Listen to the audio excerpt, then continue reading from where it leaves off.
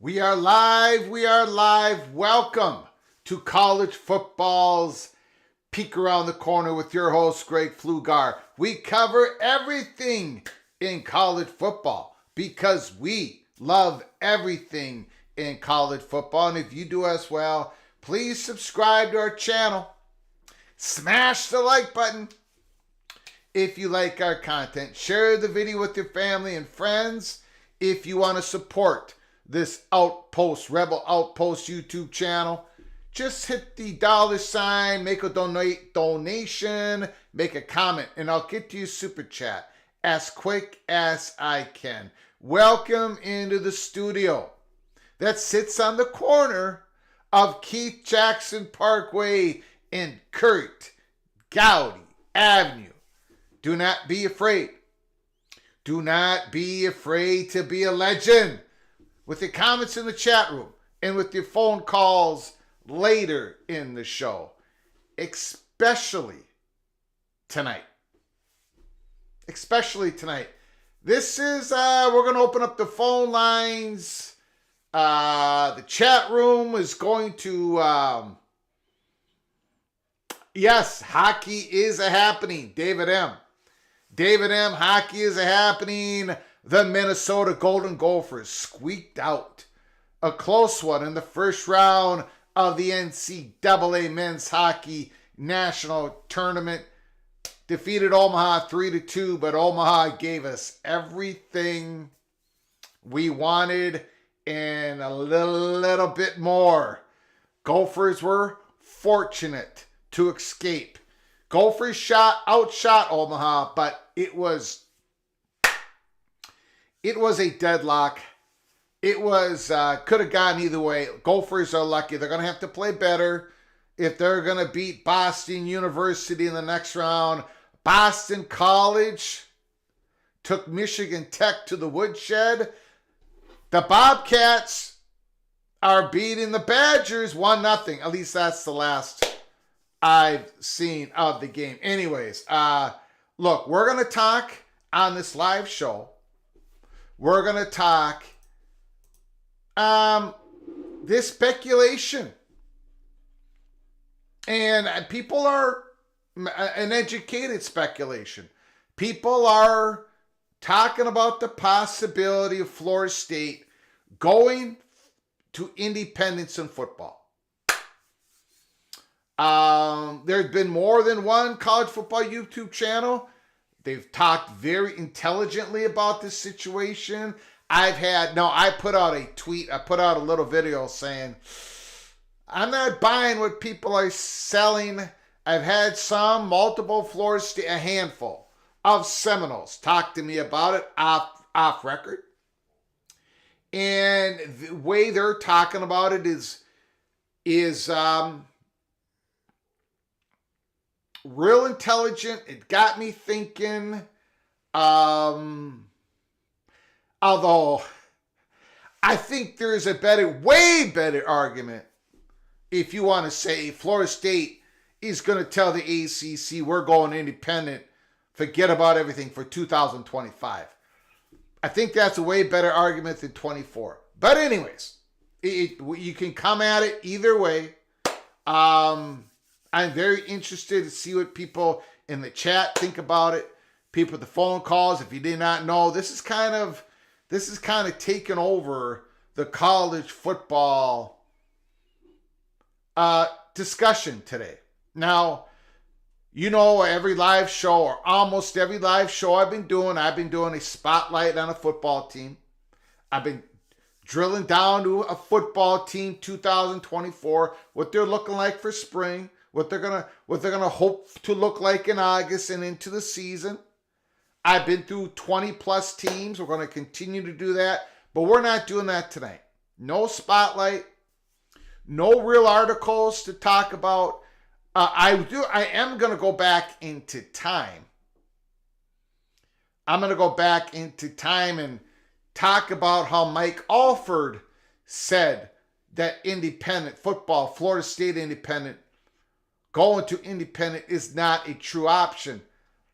But I do understand the argument that, the landscape has changed maybe.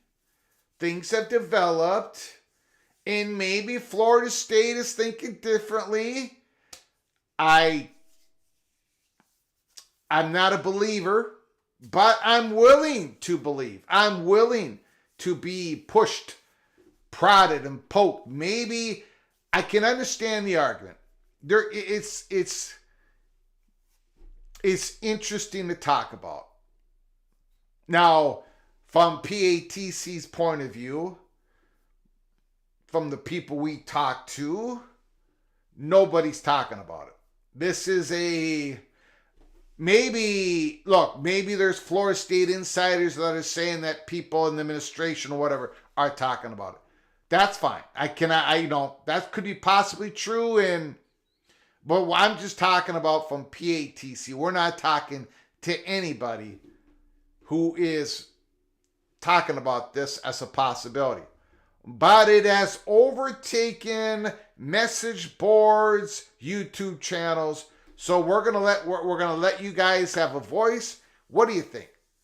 Can Florida State, can they just tell the ACC, look, since we can't talk to anybody, we can't talk to the other conferences, we'll just go independent? I mean, we told you in that last filing, ACC, we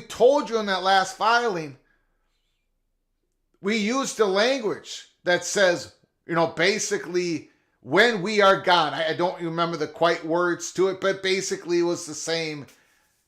In the future, when we are gone, we're gone. Basically, they're telling the ACC we're gone.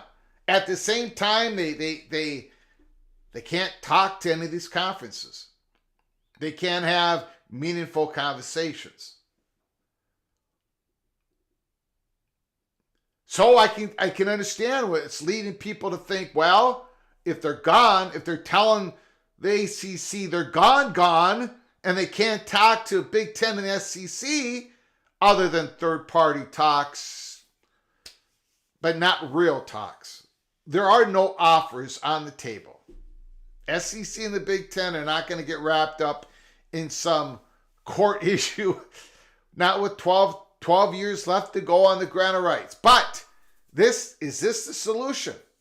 Okay, we can't talk to anybody, but we'll just go on our merry way. We're gone. We're going to talk about it. We're going to talk about that option. First of all, excuse me, I want to thank everybody. I just got done cooking a stir fry for me and the missus. Later on, late evening, we're going to eat stir fry, and I put a lot of stuff in there, and it's still in my naval passage. So excuse me if I continue to talk. Bull Stacker, come on, Greg. You know that was just clickbait. I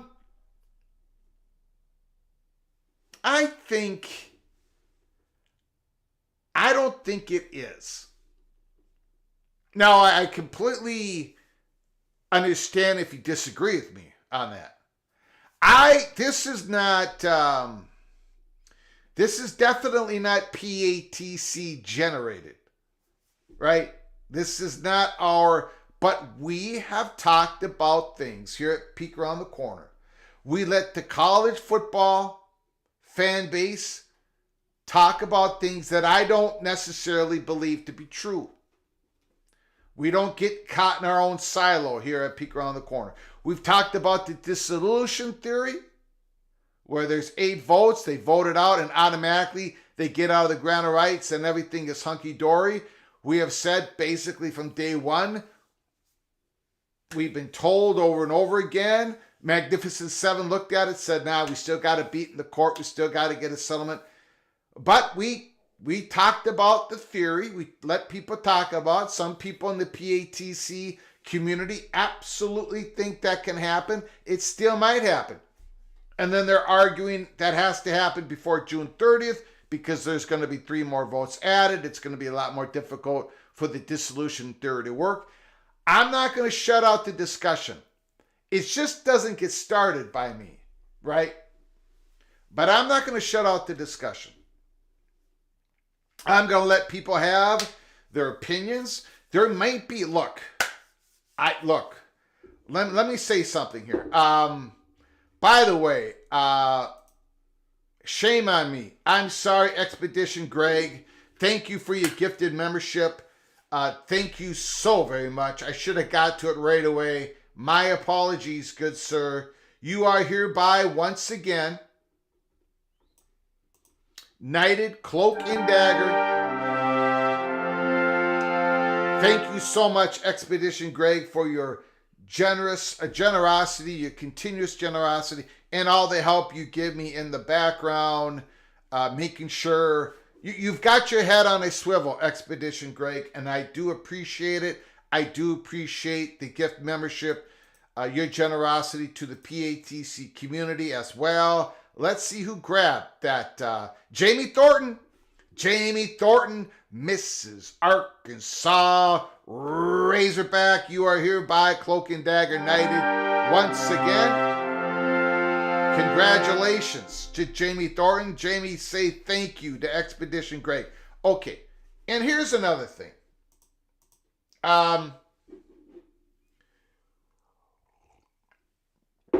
Holy smokes.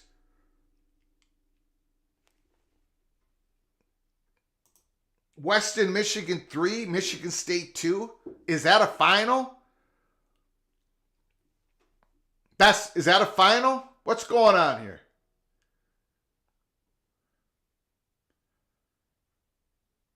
That's not a final. Is that a final? Let me know, David M., if that's a final. What is this? Michigan Board of Regents announced a feasibility study on women's hockey. No, it's not a final. Not final. All right, keep me updated. Keep your head on a swivel. This is a college football YouTube channel, but keep your head on a swivel when it comes to the men's hockey tournament. Okay, we got to get, again, I'm getting all caught up in all these things. I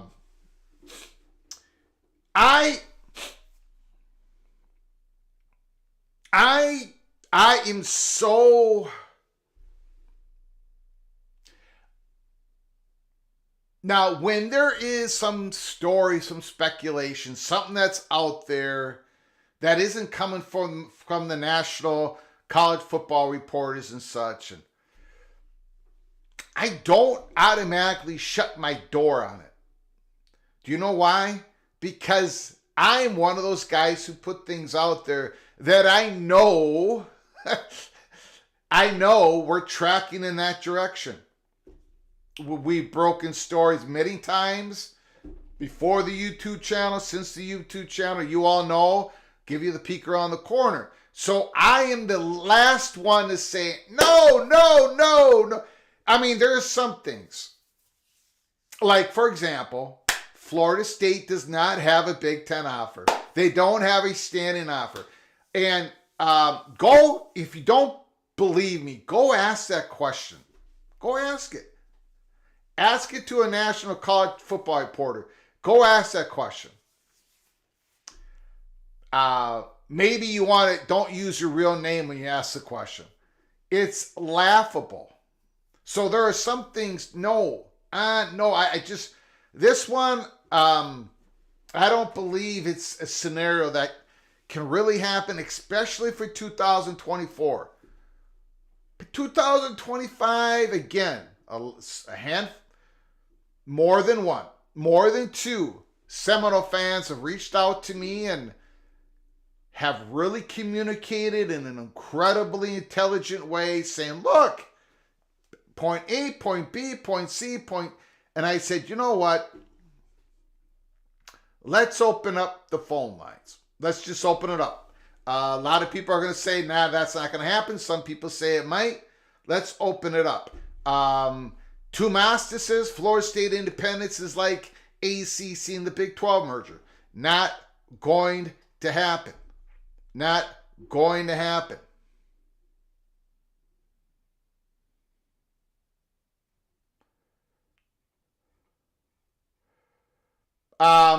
Okay, so let me say thanks for everybody who's come on in early into the Friday night evening show, March 29th.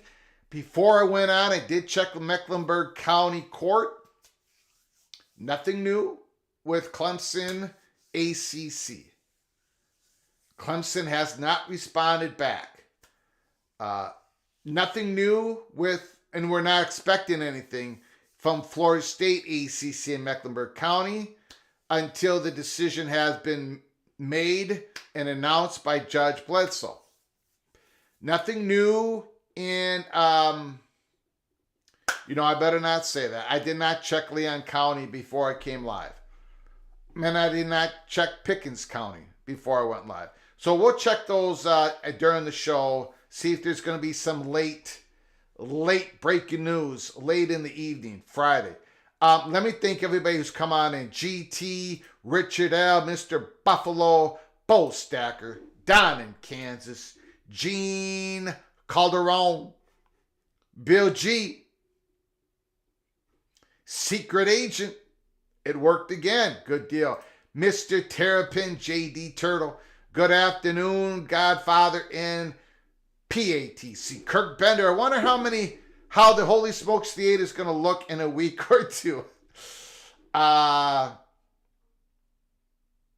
You know what? We might have some judges walk in there, some lawyers, as we've gotten to know them during the story. Good question. Mr. Buckeye is in the house. Hummus Hero, Bob Swagner, Almighty Finn, Anthony Carlson. No way they'll go independent. My hot take. Jamie Thornton is in the house.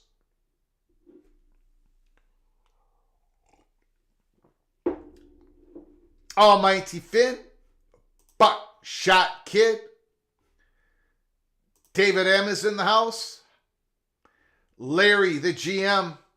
Larry the GM just got done doing an Astro video. Can't wait to hear about this idea. Eric Phillips, Coy is in the house, Crab Cakes and Football, Mr. Terrapin, Florida State wants Big Ten hockey. Coos Corner, I know he's talked about this in the past. Coos Corner is here. 3:49 in the second period. Western Michigan 3, Michigan State 2. Holy smokes. The Flood Life. John Tyler, thanks for coming on in. Appreciate it. Mr. Monkey says, the monkey has entered the building. Jamie Thornton, Greg, my wife is going to get on here. She wants to ask your opinion and any inside info on Monopoly Go. I have no idea what that is. I know what the game Monopoly is. Haven't played it for a long time. I always got stuck with the work. I always got stuck with the utilities. Never really any property, just like in real life. Carrie Gold Nose, wink, wink, nod, nod. Stephen McNeely, I'm in. Oh my goodness. What is going on? What is going on? Michigan State, they are in danger. They're the number one seed, the Big Ten regular season, and Big Ten tournament champions. Wisconsin was losing too. Give me the Wisconsin score.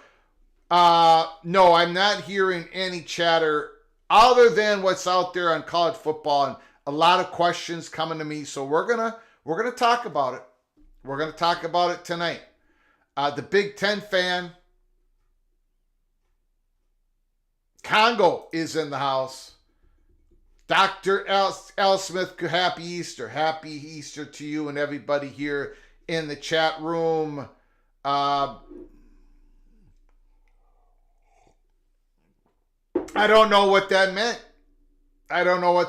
Monopoly. I know it's a game that when I was a child I lost all the time. That's the only remembrance I had it. Monopoly, chess, I lost them all. Battleship, I would get sunk every time. Oh, Wisconsin's up 2-1. Boo! Boo! Where's my sound? Where's my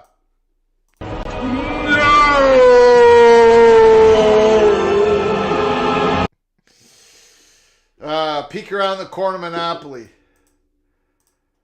What is those three blue properties at the beginning? First row. Something Avenue. What those three properties are, I better not say it. I'm just going to get everybody upset. It's the new fad. Mediterranean Avenue. Park Avenue Boardwalk. That's the most expensive. I'm talking about the cheapest ones. Anyways, let's get to it. We've now, okay, so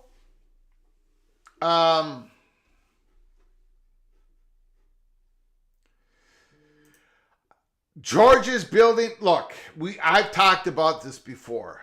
I had a early P Cloak and Dagger episode on it, and I've talked about it live after.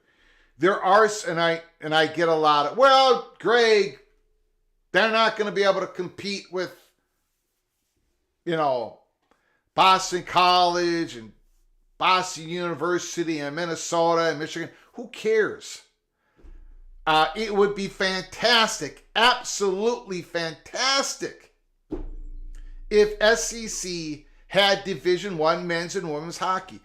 Who cares? Win games, lose games. I'm going to get on a soapbox here. I better not get on it. I'd get a lot of people upset with me. Not everybody can win at everything. And I know we are talking to serious people on the issue. Georgia Alabama, Auburn, Arkansas. Georgia, Alabama, Auburn, Arkansas.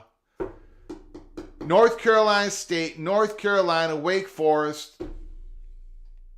Was that it? Georgia, Alabama, Auburn, Arkansas, Wake Forest, North Carolina State. There's been a lot of communications about forming literally a Southern Division I hockey conference. Now, if North Carolina State and North Carolina became SEC members, they could just call it the SEC conference. But whatever. Or they can become affiliate members if the ACC survives. I don't know why I'm going down this rabbit hole, but it is there are serious people talking about this potentiality, and it could happen in 7 to 8 years from now. But things would have to percolate now. Building, North Carolina's building an arena. But Georgia is serious. Arkansas is serious. Auburn is serious.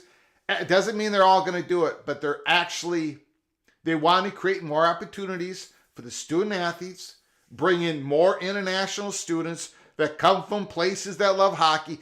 It's going to have to be donor driven. Division I hockey is going to get to the South beyond Huntsville, Alabama.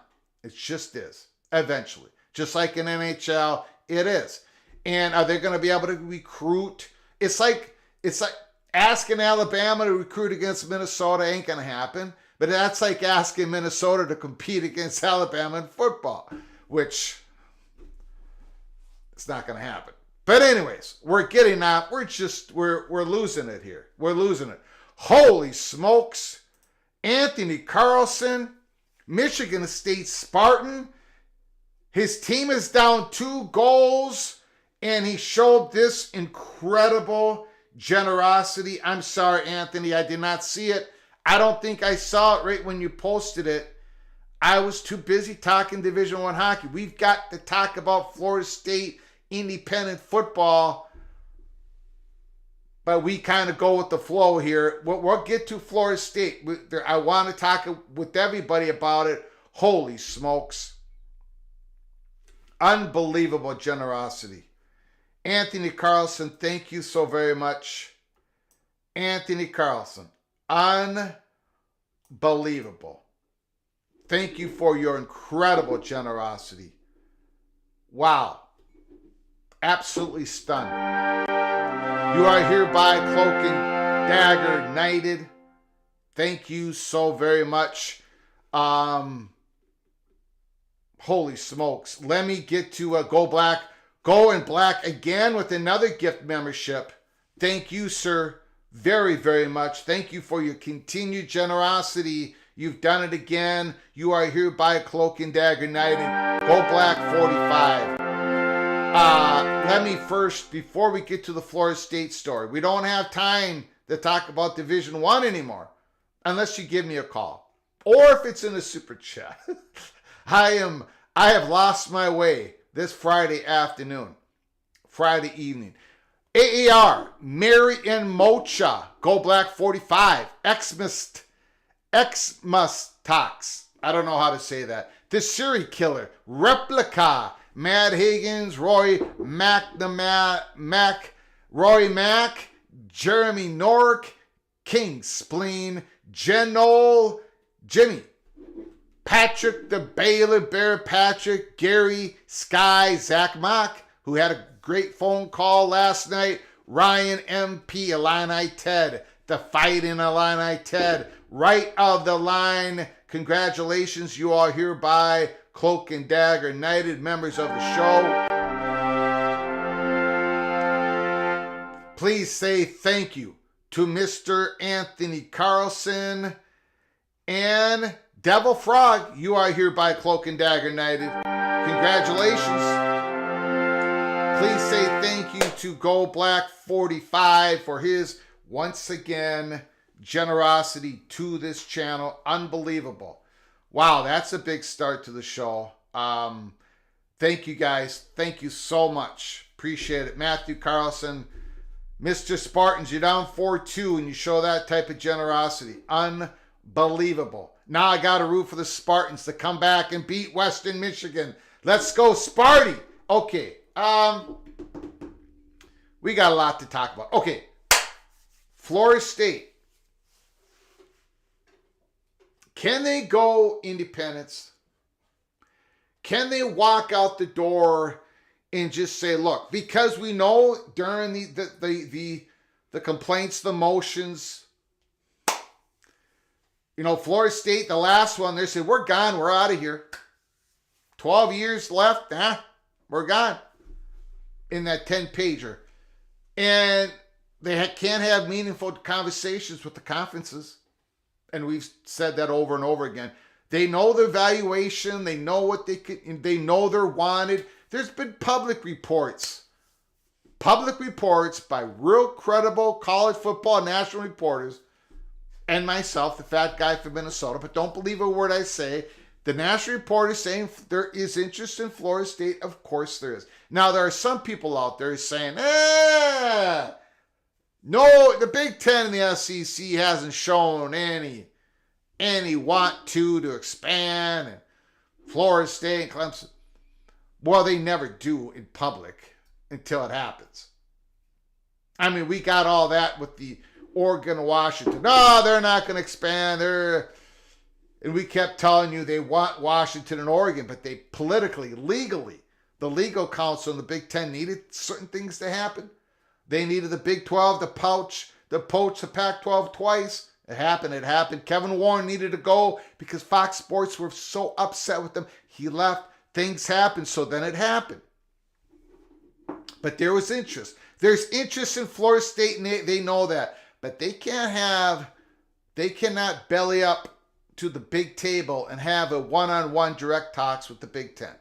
They can't. There is no formal offer. Big Ten's not going to touch that legally. Not with 12 years left on the granite rights. SEC's not going to do the same.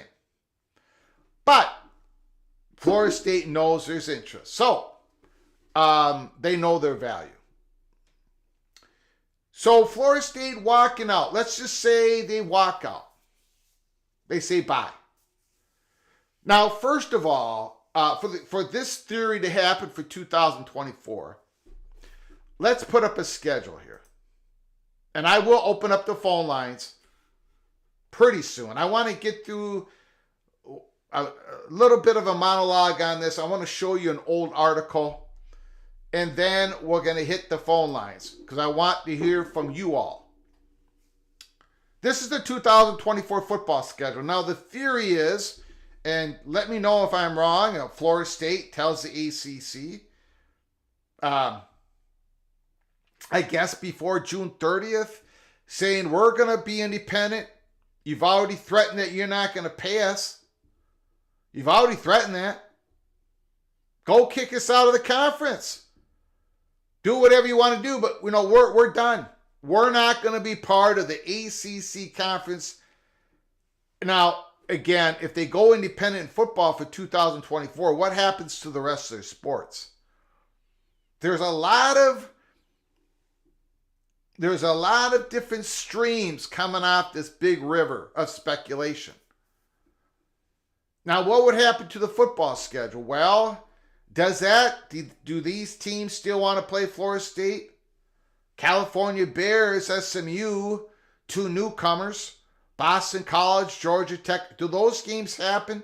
Would Florida State have to rebuild the 2024 schedule? I want to know in the chat, and I want to know the phone calls. And I'm open to anything. Just let it rip. Let this theory rip. Let it go. If Florida State says, look, we're not going to get paid. ACC's already threatened. They're already trying to, take our voting rights away. We haven't officially withdrawn, but if we're going to be treated like this as an officially withdrawn member, okay, let's just withdraw. Now, in the ACC bylaws, Now, in the ACC bylaws, you basically have to be a member of the conference.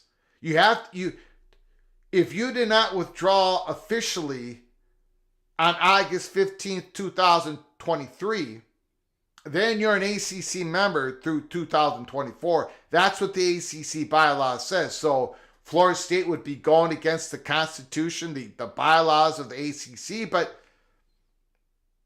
because August 15th, 2024 is the deadline for 2025.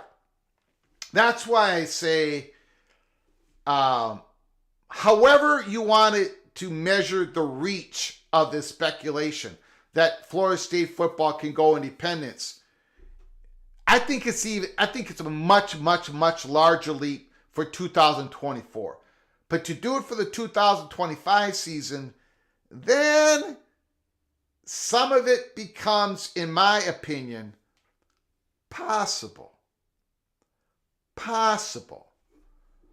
24, I think you're going to have a legal problem in the courts, and I don't think you want to mess up what Florida State's got going on right now. I'm not a lawyer.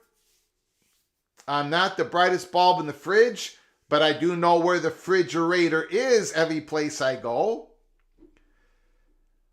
But if I was Florida, don't mess up what you got going on right now.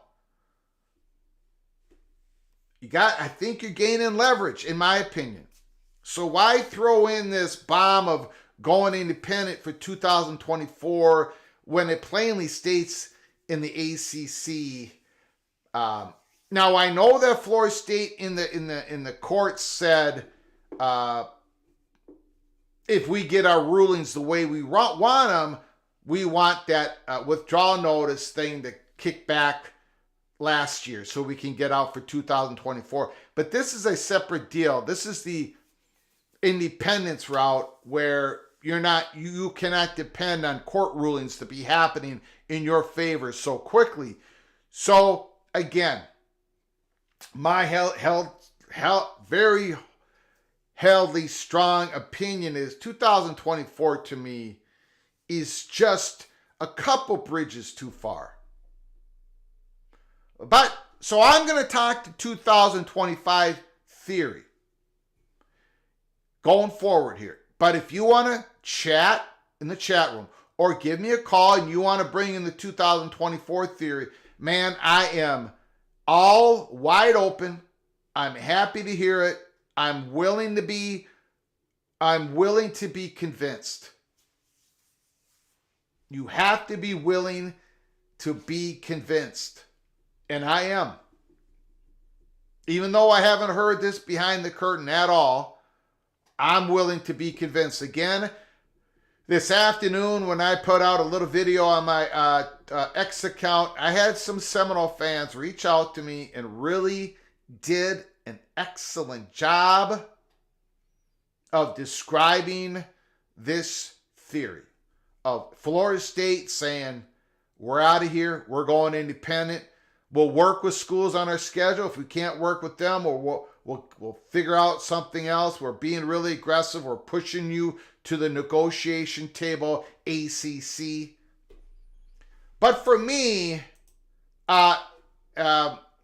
this always happens to this. For me, this never works. There we go. There it popped up.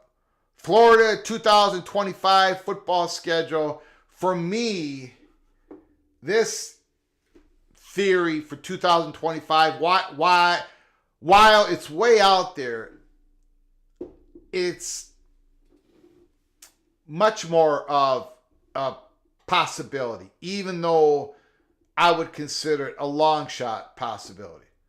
This week, you would have time to work in the schedule of some of these teams. The legality of it all, you can file your notice of withdrawal before the August 15th, 2024. And so the 2025 to me sounds more reasonable. Okay, but you can disagree with me. Absolutely. You can say, Greg, 2024 is going to work, or you can say, Greg, 2025, 2024, 2025 are both crazy, equally crazy. Okay. Let's get in. Now, there is no doubt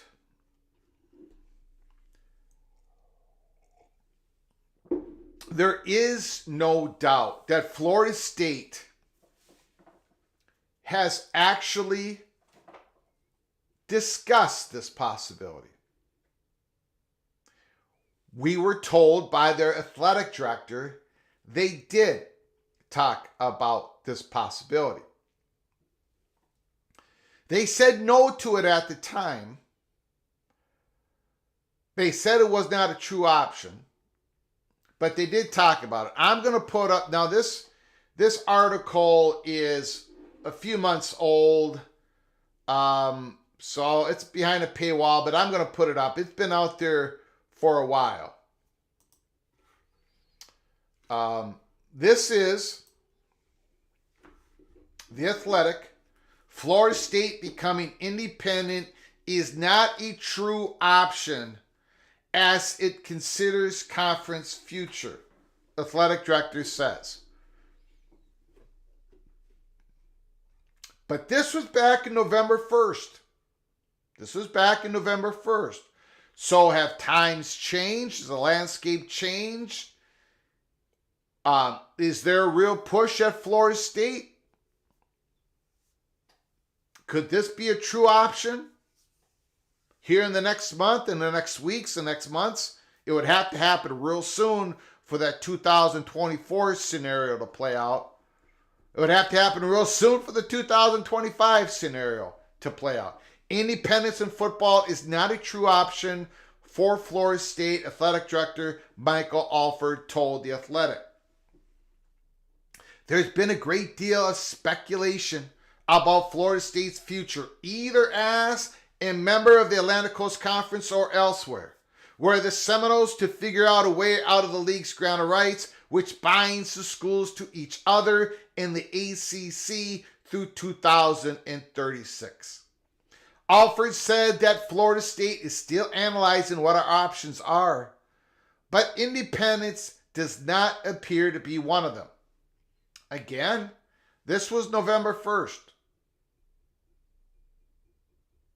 It seems like 3 years ago, but this has been a long adventure already. And I don't even think we're in the middle of it yet. Nicole Auerbach, November 1st, 2023. I don't think it's an option because of scheduling. This is Michael Alford, the athletic director, Florida State. I don't think it's an option because of scheduling and everything that comes along with that in where the media contracts are now. You know, that ESPN media contracts with the ACC for distribution. They have distribution rights of Florida State's home games.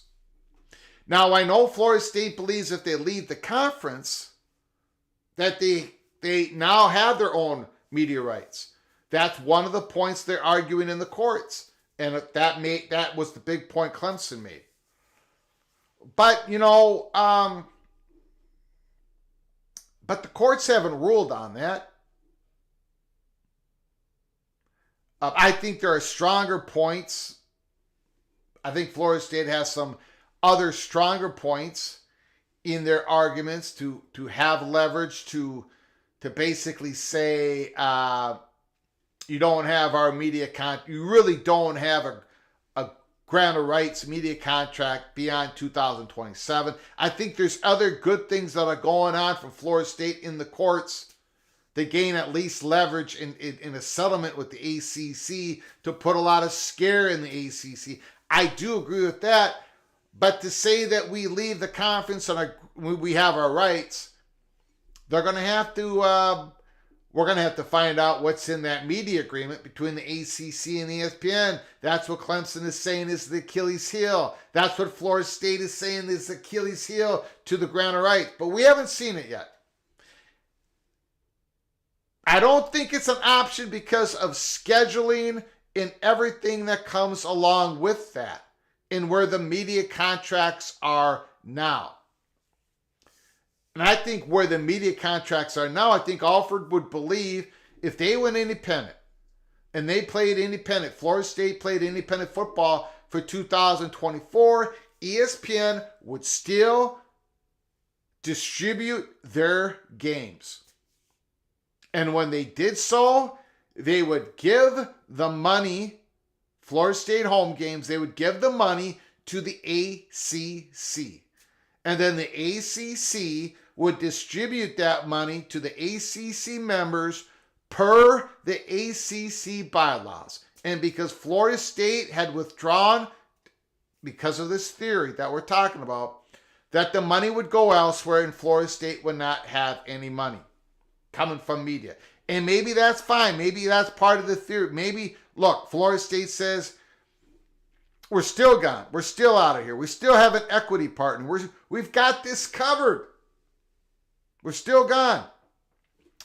I still think that's a far reach because I still think Florida, let me know if I'm wrong, but I do believe the ACC is still having revenue go to Florida State. I don't think they've shut off the spigot. I think conference payouts are still going to Florida State at this time. Let me know if I'm wrong. But anyways, but there's another problem because of scheduling. Obviously 8 of those games are ACC conference games. If you're an independent, you really think ACC is going to allow those games to happen? And now Florida State has to fill 8 slots up. And boy, how are they going to do that? Again, it's another reason why I think 2025 is still a long shot, but I think that's basically the only independent scenario that I can at least imagine. But I'm not going to lie to you and say I didn't spend 10 minutes on it. Michael Alford, Florida State Athletic Director, I have a great staff that knows that I want to look at things and know what all my options are, but also have analytics and not just throw something up there. It needs to have some support behind it so we can look at it. Is that a true option? No, it's not a true option. So by this time on November 1st, and we know that Florida State has been looking at all this for months previous to November 1st, 2023.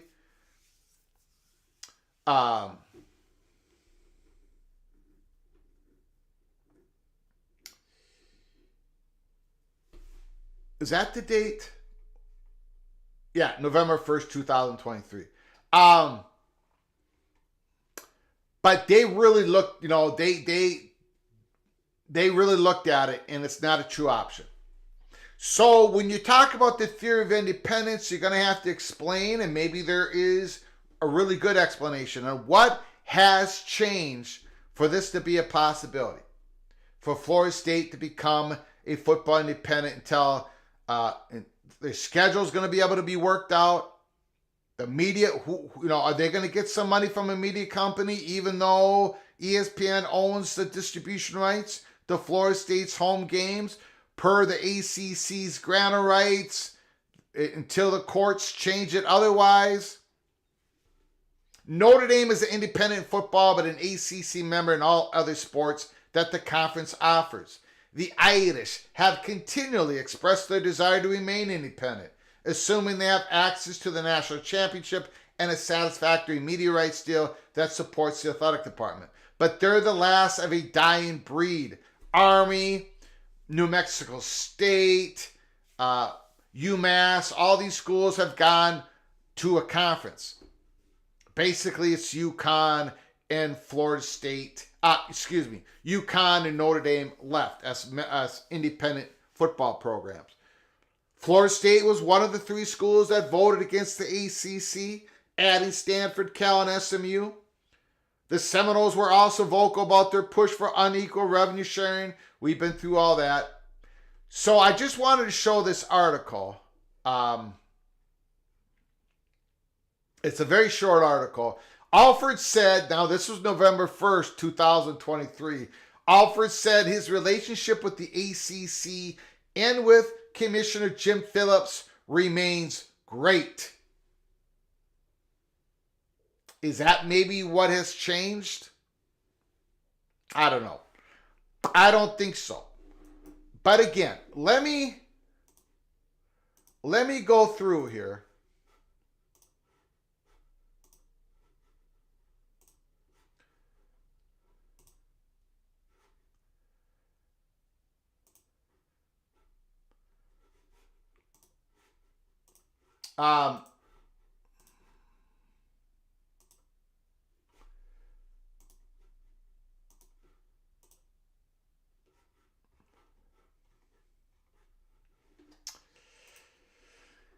Here's the thing.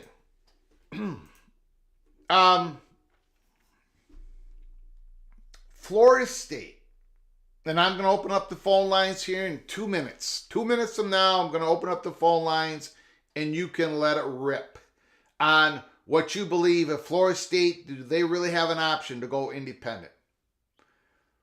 I'm going to do the 2025 scenario because I don't know how the 24, I don't know. You would have to explain to me how 24 works. 2025. Florida State within the next couple months.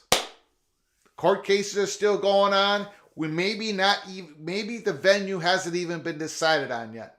Maybe Mecklenburg County says this case should be tried here.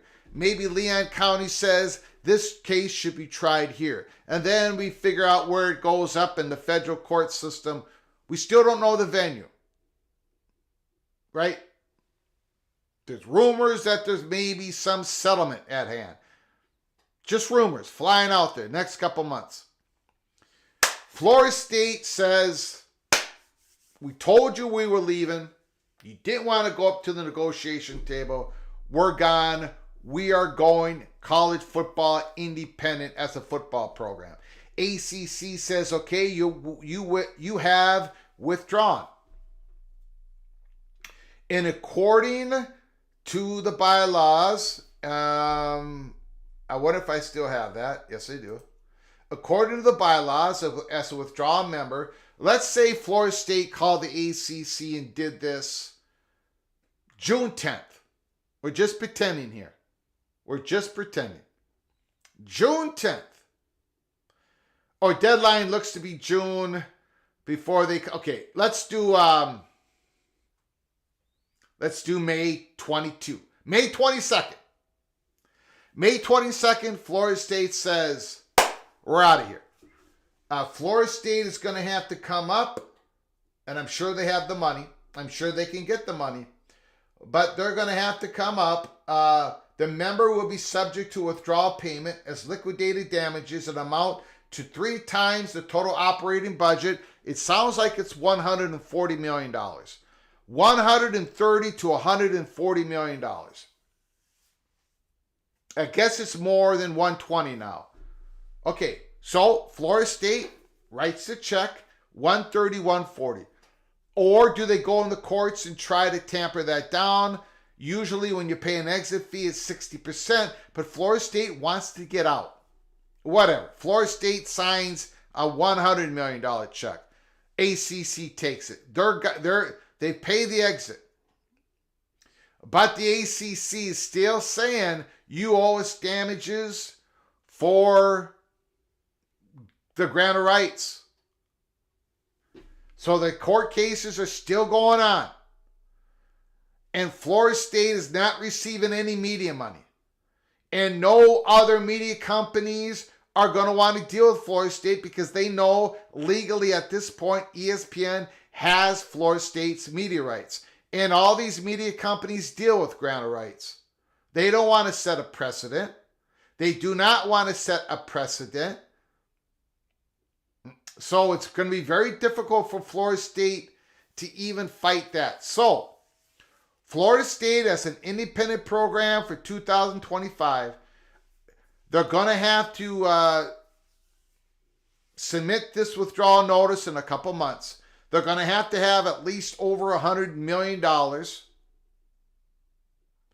They're going to have to write a letter to the commissioner, to all the presidents. That's not a problem. And then they're going to have to figure out what they're going to do with all their other sports. You think the ACC is going to allow just Florida State's football program to be independent, but all the other sports play in the ACC? Their games are going to be shown on the ACC network.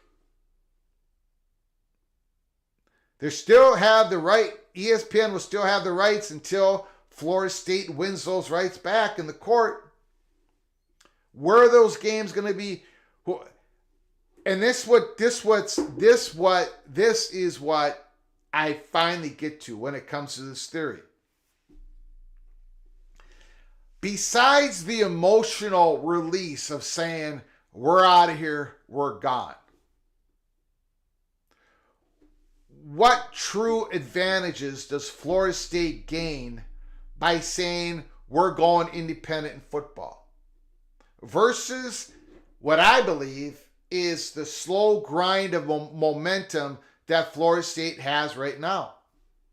I don't know what the advantage is. I don't really think it pushes the ACC to the negotiation table.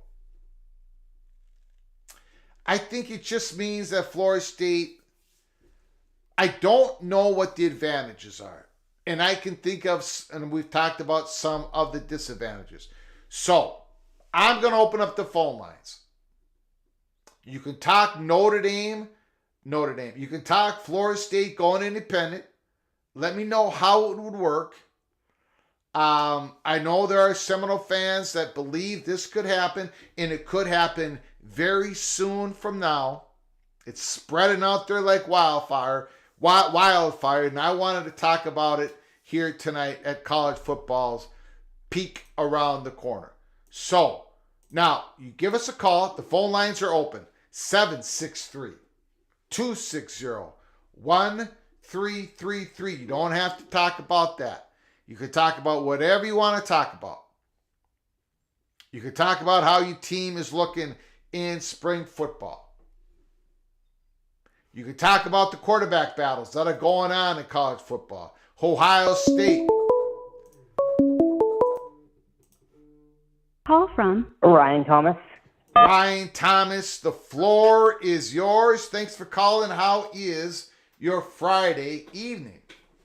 It's been going good, Greg. It sounds to me like some of these FSU folks are like some of those cheese-making badgers that found their way into the brewery beer vat and are a little tipsy. The cheese has come off that cracker, Greg. Well, and it's, I can understand. There's a lot of emotional frustration going on, right? Yeah, I mean, but yeah. I want to give a perspective because I'm a fan of a school that was in independence for 11, 12 years. Yeah. And when that happened, when that was announced, how incredibly hard it is to put together a schedule. Yeah. And I mean, there's a reason why Notre Dame did the 5-game scheduling agreement with the ACC, because it really made life a little easier, a little bit more certain. And I think that for 2024, does anyone legitimately think that if FSU bails on the ACC and tries to pay a reduced amount or little or nothing, that the ACC is going to let the other ACC schools keep FSU on their schedule? Because they can easily replace FSU with just another ACC team on their schedule. That's an easy fix. But the issue is what is FSU going to do? I mean, looks like Oregon State and Washington State have filled their schedule up. Who's going to fill in and give them those games? That's sort of the tougher issue. And the other thing is, is ESPN going to give them a media deal after what that relationship is right now? Yeah. I mean, I can tell you they can say what they want, but Michael Alford's relationship with Jim Phillips and ESPN is about as good as my relationship with my cheating ex, Greg. Just peachy. So, it's not going to go over. I mean, it's not going to go over well. I think 2025 is a possibility because you certainly could have some room there. But in reality, I don't think any conference is going to any school in any conference is going to want to touch them or help them for fear of being sued. I don't think the Big Ten and the SEC are going to let any of their, or the Big 12 are going to let any of their schools schedule FSU because they don't want to get dragged into a lawsuit until this is sort of like trying to buy a piece of property with a lien on it, Greg. No one's going to want to touch it. Yeah, that's a good conspiracy. That's a good and maybe that's what I'm going to put it up on the screen here. By the way, Ryan Thomas, thank you for your super chat. I did not see this. Jesus slipping off some crackers in Florida State land. I apologize, Ryan. It's true though that cheese is coming off, Greg. But let me put it up on the screen here. Michael Alford said November 1st, 2023. I don't think it's an option because of scheduling and everything that comes along with that. Everything that comes along with that is, I think, what you just described. Nobody is going to want to. Yeah. Yeah, I mean, it's sort of, and who's going to touch him? I mean, I don't think a media partner is going to touch him. And by the way, FSU, by the way, checked who has that agreement with the ACC, who's buddies with the ACC. CW is not going to come to FSU's rescue. ESPN's not going to help them. Fox is going to say, well, we've got Big Ten stuff already lined up, and, we don't have room for you now, and, unless you want to spend your life on FS2, if that even exists anymore, I don't think it does, Fox isn't going to touch it. So, where are you going to put your TV games? I guess if they're playing, if all they can fill their games up with are, Sunbelt teams and FCS teams, I guess maybe they could be watching on CBS. The TV games are going to stay with ESPN. Exactly. Until they get a victory or a settlement in the court. Exactly. But the issue is that they're not going to get any money. And the only way the Florida State could make 2024 happen, Greg, and keep those ACC games on their schedule is if they cut the ACC a check for $700 million. I mean, that's the only way. I mean, unless they cut the gigantic check, and make everybody in the ACC money and get everyone's hair out and pay the full freight and, put them, make life hell for Clemson. Nobody else, they're not going to give FSU any of that. I don't know where he thinks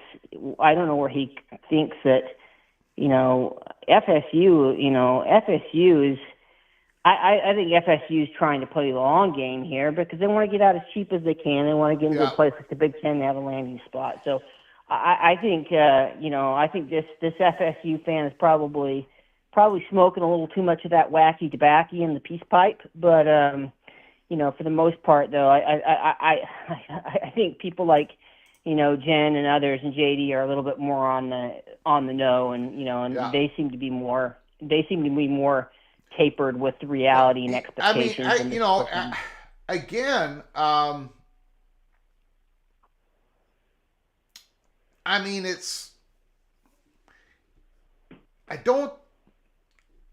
don't want to completely shut the door on it for like a 2025 scenario. There has to be an advantage to do it. I don't see it yet, but 2025 is still a possibility because when BYU went independent, they announced it in August of 2010 for 2011. So it took 12 months, and they didn't finalize their schedule until about March of the following year. Certainly, I think 2025 can be done if there's movement going on the settlement land, but we don't know that until things will start materializing as far as what happens of where the court case is heard, and sort of what the land looks. I mean, nobody's going to settle until they actually start getting into discovery and figuring out what the deck of cards looks like. So I mean, that's not going to happen until this summer. So I mean, I think 2025 is a possibility, but it's like that's the earliest it's happening. Yeah. All righty, sir. I appreciate it. Take care, Greg. You got it. And by the way, Tony, I hope you noticed that I besmirched the Badgers for you. So got it. For you, bud. Appreciate that. All right, take care. Thank you, Bye. sir. Great call. Great call by Ryan Thomas and the super chat. I thank Ryan Thomas for that. LaRon Varnardo, she thinks she knows what's up. They can definitely find games. Now I'm interested in that. I really am interested in that. Where maybe there is. I don't know. Someone lets me know, then we'll take it from there. Call from JD. The line, the floor, and everything else is yours, Mr. Seminoles. Let me ask you what Varnado just said. He believes, or he's saying that somebody believes that Florida State can definitely find games. How is that being discussed in Seminoles land? Well, yeah, go ahead. First, I was listening to Ryan's call, and I wanted to call in. My phone was about dead. I'm out working, but I went ahead and went to the truck and got it plugged in. So hopefully I got enough power. It doesn't cut out on me. Sound good right now. All right. This isn't wacky tobacco. This is a real theory, and some of the insiders have not shut this down at all. Apparently, this was an option, and it's been an option for a long time. It's not a desire to be an independent. That's not it. It's to force the issue. Okay? The ACC is going to try to drag this out for years. FSU really believes, and this was coming from somebody, talking about it yesterday on the message boards, and actually just laid it all out from things that they had heard, and then some of the insiders that are in the know. And the reason I say they're in the know, because all their predictions have come true, and it's obvious they knew things. They have not shot it down. Now, does that mean this is going to happen? Could this be something just trying to shake the ACC's tree? I think I told something. I had said recently that I'm sure that the ACC lawyers are going to have a really bad Easter weekend because this is circulating around social media. You know what I mean? Yeah. But it's just, does it seem to have legs that this is an option? Yeah, it really does. And it seems so far-fetched, but when you listen to their argument on why it would work, it's like, well, maybe. And stop me at any point if you have questions. I'm going to see if I can lay it out as best. No, go ahead. No, the floor is completely yours, JD. This is why we're talking about it tonight, because I know there's a lot of serious people talking about it. I cannot get my arms around it. I can see a 2025 scenario, but to me, that's still a long shot. But this is why we have the channel, JD, for guys like you. Lay it on there. See what happens. Go ahead. The floor is yours. FSU has everything that has happened. They've game planned this out for almost 2 years, and from what I understand, it is laid out almost exactly how they expected. And so they view themselves as the aggrieved party here. The ACC has breached contracts, breached the bylaws. FSU has not. They've already taken – there's an emergency order in place or being decided upon to strip FSU of their voting rights. There's an anticipation that the ACC will not pay revenue payments this year to FSU. I haven't gone back and looked at that emergency request. I think the ACC filed that one in Leon County, more or less stripping FSU's rights as a member, though demanding they stay a member. But anyway, so FSU also, what they filed the other day, their argument that is similar to Clemson's, I think they absolutely believe that. I don't think that's just something that's, a claim. Now, what also has been discussed, and it's always discussed, is the composition clause. But there's an aspect of the composition clause that apparently we have mixed up, okay? We think it's 2 or more, but only if you fall below 15. There are people that are saying, no, it's 2 or more, period. 2 or more members triggers a renegotiation in the ACC contract, not in 2026 or 2027, now. ESPN would take, especially if like FSU and Clemson decided they were going to leave. Okay, so I'm just throwing all this out there for just kind of setting the stage. FSU or people that are saying, I say FSU, people are saying this is what FSU believes. Okay, so I can't, I gotta be careful that I'm not speaking directly for them, because this could be a grand conspiracy if it's the case. But anyway. That it's too late to change schedules for 2024, not just for FSU, but for everybody. And is the ACC going to want to not broadcast FSU games? Of course not. They're going to do it anyway, because it's probably going to gain more eyeballs. They're not going to turn down that money. So are they going to just get rid of the schedule? No, but FSU would be playing an ACC schedule as a non-ACC participating member. So in other words, they're not eligible to go to the ACC championship game. They're not eligible for any of that. But in turn, FSU, because they feel like they're the aggrieved party, would look for another outlet to broadcast their home games, whether it be streaming or a network or whatever. And I'm going somewhere with this, okay? Because this isn't my theory. This is what's been said. I appreciate you. I appreciate you, man. Okay. Now, the ACC is obviously going to fight that, okay? What have we been saying about what the ACC is going to do? They're going to drag this out for years. I've filed patents. I know how intellectual property law works, generally. You don't just call the cops or call the state and they shut the other person down that is infringing upon your rights. It is up to you to enforce them. So FSU, if they sign an agreement with somebody else to broadcast their games, it is up to the ACC to enforce those rights. Well, how do you do it? You got to take FSU to court. How are you going to take FSU to court? There's going to be emergency hearings. And the whole case just got put on fast forward. You follow me? Yeah. No. Now we're not talking about. Now we're not talking about 2 or 3 years. We're talking about in the next few months. Some of this could happen. So this whole thing is about expediting the process, and to me, that has legs. FSU has no desire to be an independent. They want to be probably in the Big Ten. Yeah. And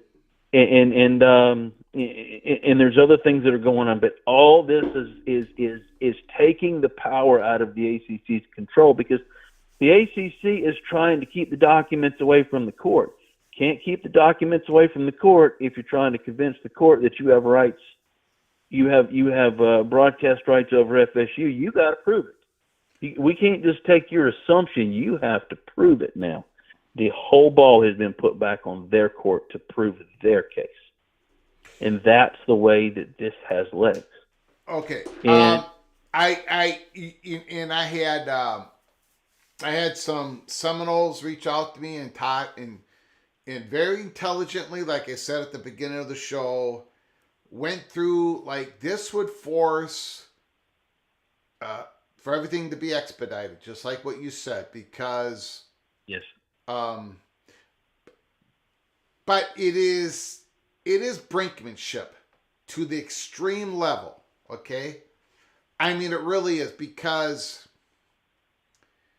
if you go out there and you do a notice of withdrawal,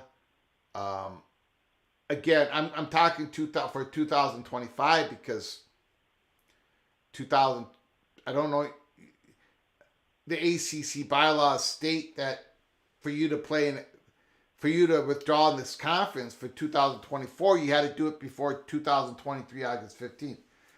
But if you do this, if Florida State does this, they're gonna be writing a check. You got to write a check. You have an exit fee you got to write. I mean, it isn't like everything completely disappears, right? No, you have but, to. Go ahead. I'm sorry. And your games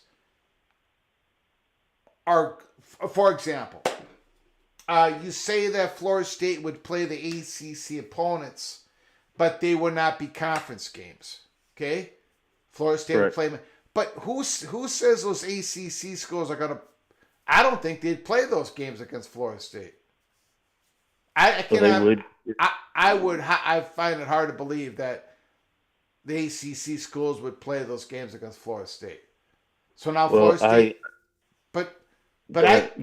I can see a scenario at least for 2025 that Florida State can replace those 8 games with whoever, FCS, maybe a couple of G5s.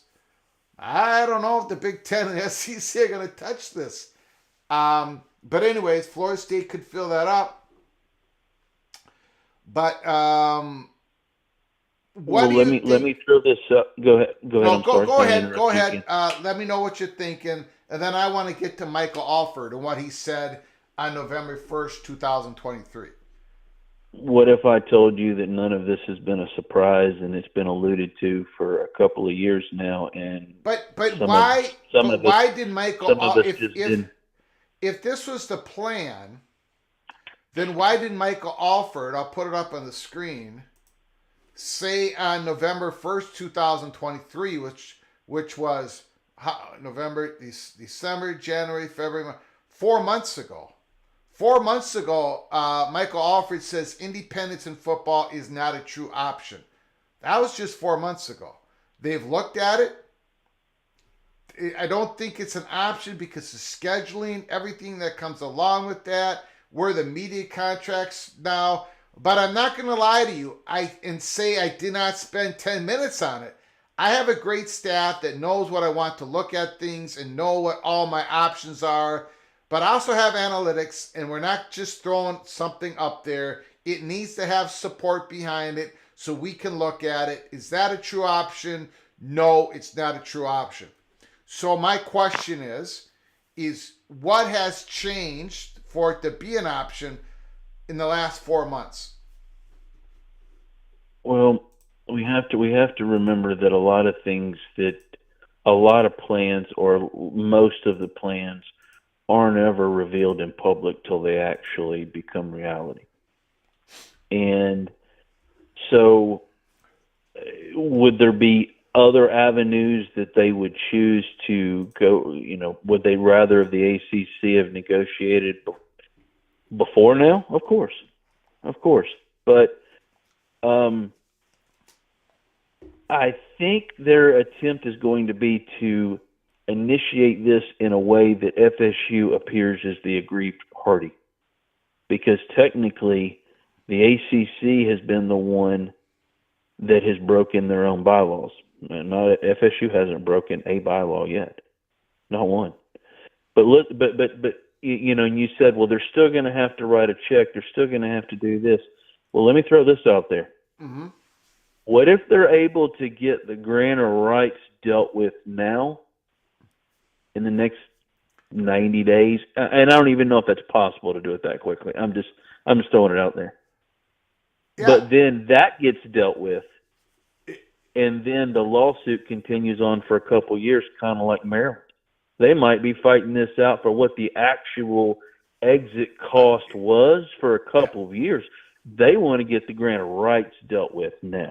If there's a settlement within the next 3 months, mm-hmm. because the settlement would take care of everything. The exit fee and the grant of rights. It's the grant of rights that is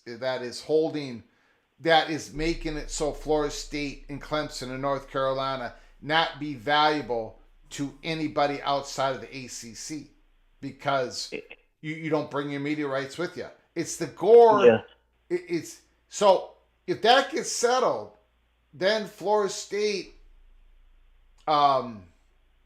goes out there and they start talking with the Big Ten and the SEC, and they're probably going to go one of those two routes and not take independence because, again, it's a hard mountain to climb.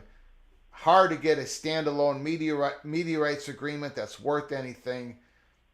It's just so difficult. Well, I'm changing my views a lot on the grant of rights. I think we take the ACC's and ESPN's version of what the grant of rights really offers them at face value, and I'm not going to go into all that right now. I'll save that for another phone call. But I do have a. Can I ask you a question about it? Oh yeah, sure. Because I had somebody reach out to me. Somebody in the industry say this could come down to. Now, this person is speculating, okay? Although he's, been around for a very long time and been in the business of reporting and all that, okay? But he's speculating, ladies and gentlemen. He doesn't know what's in that media agreement between ESPN and ACC. But he's speculating because of what's been produced in the courts and everything. This may come down to, JD, what the meaning of games played is. Exactly. Yeah. Now, but we don't know what the words in front of it, we don't know the words in back of it. But according to, does that agreement, ACC and ESPN agreement, say if we lose some teams, if some teams leave the conference, we still have the rights to those schools. We still have the rights of the games played. In other words, games played in the past. Exactly. But so how did they word it incorrectly? Did they word it in a way that if we all read it in plain language, we say, oh, that's past tense. They're talking about if a school now they of course the grant of rights is about no, we have your rights for the future as well. But but if they did not word it correctly, then does it come down to the meaning of games played? But we got to know what the words in front of it is. That is, I think, what Florida State and Clemson want to pop open in public view. But anyways, your thoughts on that, JD? Well, I wasn't going to go into it, but you already went right down exactly where I was. What has changed in my mind? Got it. Apparently, in what people know about what's in the ESPN agreement is it only covers members of the conference. It only covers members of the ACC conference. We get confused thinking the grant of rights is its own contract. It's not. All it is a document that grants the broadcast rights to ESPN. That's all it does. For this specific contract, you can read it. That's it. It's not a whole separate agreement. It's nothing else. All it is a document that explains the rights given to ESPN, and the university sign off on it. Okay? Yeah. So if in the ESPN contract doesn't cover non-members, or if non-members of the ACC are not eligible to be compensated by ESPN, it would be pretty much an assumption that if you're not in the ACC, you're not under the ESPN contract, ACC ESPN contract, right? Okay. Yeah. So if that's the case, what legal right does the ACC have to say that they have the rights for non-members? They There don't. is none. They don't. And that changes the entire it does. argument. And then now, and that's what FSU's claim is. They're like, we can leave anytime we want. And again, I think when I talked about this the other day, and some people have alluded to this, there was something in that 2026 CFP agreement where it gives the Power 2 some cover from the rest of college football and future realignment. Now, I don't know. Now, but go ahead. In normal, grant of rights, when it's written up, yes. like Prince, right, from Minneapolis, yes, Minnesota, right? When yes, he gave his grant of rights to the album, the media company, the music company, it was written out, music company, we got the rights to this, and then we got the rights to your future work for so much content. I think it was content, not based on years, whatever. So that's why Prince was like, I'm working for the and it did not go well for him because it was plain language. Now, if this was a screw up, because it would be a screw up, because the grant of rights is about granting the rights current and in the future up until 2036 to make sure that ESPN knows the value that they're getting distributing the ACC content. That's why you do the grant of rights. But if they screwed it up and are written in a way that doesn't say that, then it's ball game. Florida State wins. But none of us have seen it. At least, nobody that I've known has seen it. But Clemson's seen it. Florida State has seen it, and they're arguing the same thing. So go ahead, JD. No, like for instance, when you're talking about in the music industry, I've always been under the assumption your grant of rights, like you were asking, the question you were asking earlier was, do grant of rights, do they cover past work? And like in the music industry, it's past work. If let's say, like you said, Prince was obligated to do 2 more albums, that's because he was under contract. Mm-hmm. So he was under contract to do 2 more albums, but he's not obligated. But once he's done with those 2 albums, they don't have ownership of future work outside of his contractual obligations. Sure. But they do have the ownership of the work that happened while he was under contract for whatever period of time. And it might be that the ACC intended to lock these teams up, like you said, but the language doesn't specify whether it's past work or future. Could be that they knew they couldn't lock them up for future, but they've been misleading everyone to believe that they've been locked up indefinitely, till 2036. So I think the argument has been reframed, and I think, let's also take this into consideration. These rumors get leaked out on purpose, okay? And one, it's going to either trigger a negotiation sooner rather than later, or 2, it's going to implode the conference. We always talk about, the ACC is going to implode. Well, there has to be a catalyst to implode the conference. What do you think this is? And I'm not saying this is ever going to happen, because it started on a message board. And then people who were insiders said, sounds about right. It's what I've been hearing. And then it gained traction. And then other people have talked. And then other people have talked to other FSU people, and have talked to people off the record. And there has been no denials or no pushback. So, again, that's why we're talking about it today.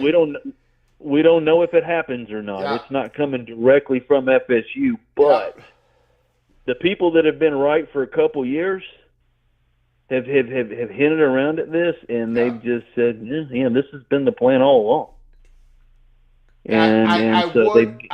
Again, and I'll let you go, JD, because there's some other stuff I want to get to. But again, though, Michael Alford just said 4 months ago it's not a true option. So something for this theory to actually be for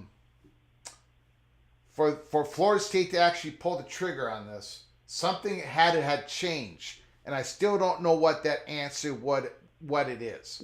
And I'm not suggesting it's even that answer is easily obtained. I'm just saying there really is no theory on the theory of why Michael Alford, 4 months ago this was not a true option, but now it's something we're about to pull the trigger on.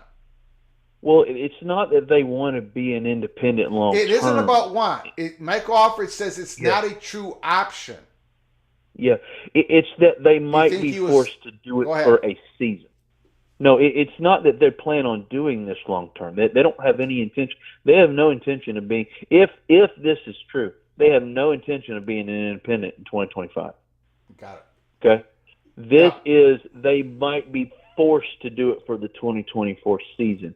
It might being independent for 1 year might be part of the legal process. And I think that's the distinction. No, FSU has no intention of being an independent. There's none. It's that they might be forced to do it for a year just to get through this process. Yeah. All righty, sir. I appreciate it, JD. I appreciate your time and your friendship, like always. Yes, sir. Yes, sir. I appreciate it, sir. Thank you. Same here, and I appreciate you. And then, like I said, I'll again, just people need to realize this could be just a big rumor, but it's got legs, so that's why it's being considered. That's why we're talking about it. Thank you, sir. Yes. Yeah. All right. Thank you. All right, goodbye.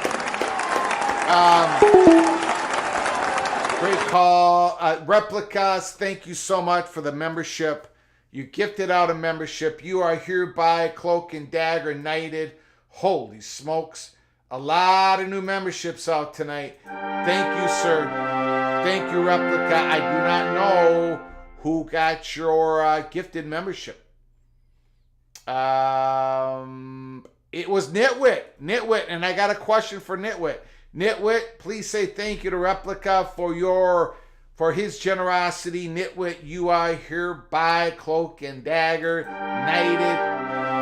Again, if you are a member to the show through a gift membership, or you can go buy a membership, go to the link provided in the description box. Then go hit the join button and become an early P Cloak and Dagger member. We drop 1 or 2 episodes a week, giving you the early Cloak and Dagger information before we go live. So go to the description below the video, find the link, hit the join button.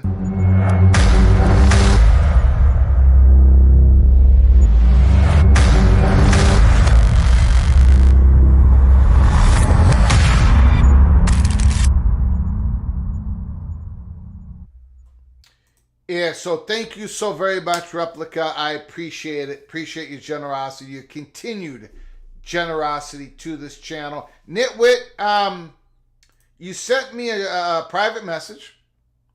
I see it. Can you provide the link? If Nitwit is still in the chat, please provide the link. Again,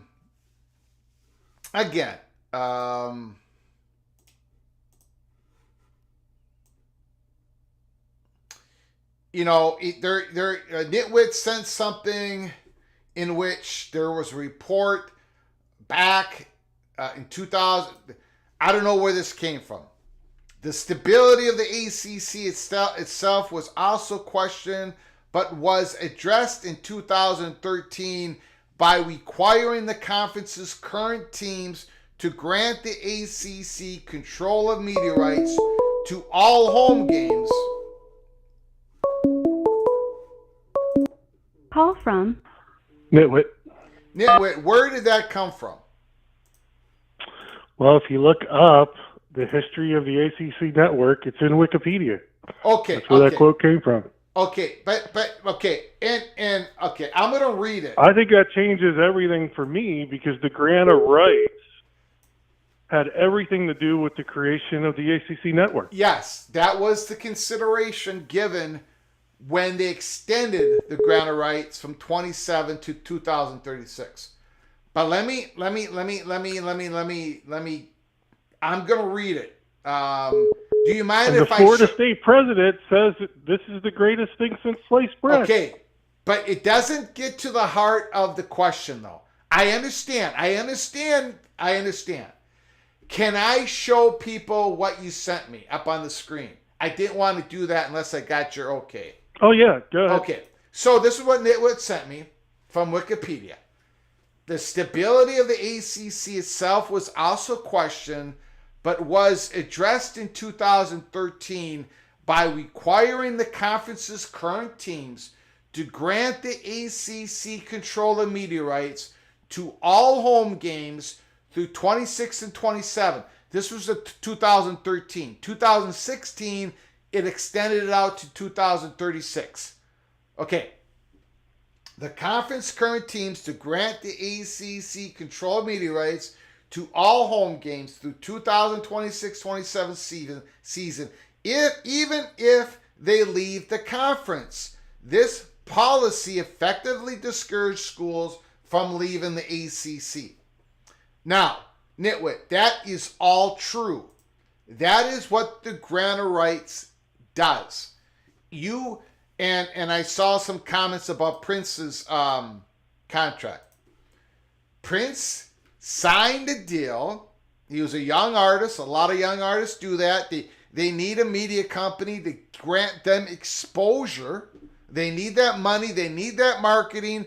Back then they did. Now the world's different. But the music company had his grant of, he had his rights, intellectual artist rights music.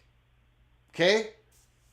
And Prince had to play that out before he got his rights back. But I think this is different, Greg. What was that?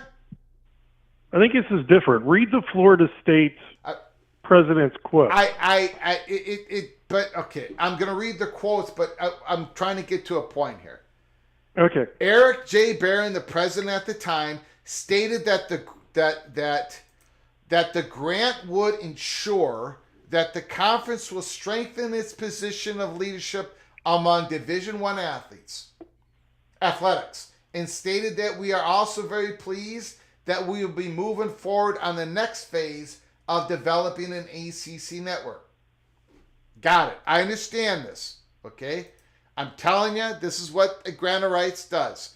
In 2006, traditionally, but in 2016, the grant of rights were extended. The presidents all signed it. It extended out to 2036. In return, there was the creation of the ACC network. I get it, and that's why that's why grant of rights are not broken. They're not traditionally broken. But first of all, there's a couple questions in there. Florida State is arguing that really the grant of rights should not go to 2036 because they have the option of pulling out of this distribution deal they got with ACC in 2027. And there was a deadline of 2021 for them to make that choice. They did not make that choice. It's very interesting. Why did they not make that choice? Why didn't they just say, yes, we're going to do your distribution from all the way to 2036, but ESPN declined to make that decision at that point. And then Jim Phillips decided unilaterally, without any votes from the ACC, to extend ESPN's deadline to make that decision. So an argument is being made that grant of rights should not go out past 2027 because ESPN is not even guaranteeing the distribution beyond 2027. There are also other possible weak points to it. But what people Nitwit, the reason why people believe this, we don't know if it's true or not, okay? But the reason why Clemson keeps pointing to the agreement, the media agreement deal between ACC and ESPN, and why Florida State does as well, is because there's some language in there, supposedly. I don't know if it's true or not, but this is Clemson's argument. There's plain language in there that says, Clemson, we get this grant of rights was not set up correctly. That's what Clemson is basically saying. We can walk out of here, walk out of the conference, and you do not own our future rights. And people believe there's a growing number of but no one has seen this agreement, so people call it speculation, but people believe there's language in there that doesn't say we, the ACC, hold your media rights for future years, even if you leave the conference, like this Wikipedia page said. It actually says, there's some words, and it says, we hold your rights to the games played. We don't know what the words in front of it is. We don't know what the words in back of it is. But there is something in there that says games played. In other words, past tense. And Clemson is arguing that this grant of rights is very limited. You do not hold our rights past if we leave the conference. And what is really interesting, Nitwit, about this is I haven't seen this media agreement that says supposedly that. You haven't. None of us have. And guess who else hasn't seen this media agreement? According to Florida State, late Wednesday night, March 27th. Neither has Judge Bledsoe of the judge in North Carolina, because the ACC has yet to give up the 100+ pages of this media agreement that Clemson says plainly states, no, you do not hold our rights after we leave. So to put it all in, make it as simple as possible, I believe, Nitwit, that Clemson and Florida State are arguing the simple point. ACC, ESPN, you screwed up. The language does not indicate that you hold our rights past the time we are not your members anymore. Go ahead, Nitwit. Thanks for your patience, sir. Yeah, I'm struggling to understand this too, because I thought the ACC network was a ACC entity where they would have, since I'm a member of the ACC, you have my grant of rights, and then you're negotiating that with the media companies. That's not this case, which I think makes it stronger for the grant of rights. Number one, ESPN wouldn't have done this without the grant of rights. So you're looking at member institutions that went to ESPN saying, history matters, right, Greg? True. Member institutions went to ESPN and said, hey, we need this ACC network. Yes. Right? Yes. And ESPN basically said, hey, we need something back from you. We need some assurances to create this network because we don't know if it'll be profitable or not. True. And guess what they did? They gave them the grant of rights. True. And that grant of rights, if you're sitting here telling me that ESPN and all their legalese is just going to make a screw up on a contract? Well, now, let me tell you something, though. Everything what you said, Nitwit, is absolutely true. Right? Old guys like you and me, I should not speak for yourself. I'll speak for myself. Old guy like me, all that you said is absolutely true. That is all what we believe, and the grant of rights is, right? But it is very interesting that once Florida State, when they made that comment about we need to see the agreement because, well, Florida State has seen it. That's the thing. Clemson has seen it. That's the thing. And they're saying in plain language, it ain't saying what we think it's saying. What you just said, Nitwit. And the first time, Nitwit, the first time that Florida State mentioned it in one of their, whatever you call them, motions, complaints, ESPN responded. And they said, boy, these Florida State lawyers that might have committed a felony here. This is our trade secret. We can't have this be out in the open.